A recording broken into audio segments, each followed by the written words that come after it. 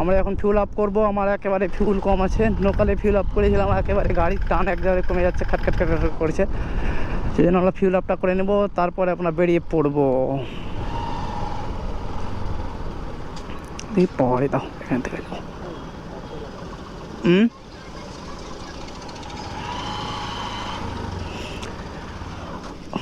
পাওয়ারের fill up করবো 11 টাকা, 113 টাকা, 440।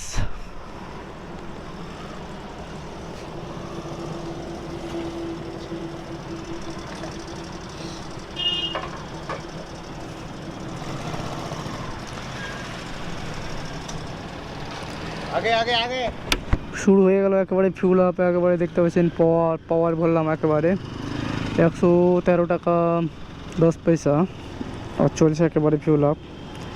এতে एकदम गाड़ी को ऑफ থাকে একেবারে तगड़ा টান থাকে। 440 का डाले थे हम, 440 कंप्लीट हुआ है, उसमें डाल चुका है। बिल दिबेन बिल 8042 का नंबर।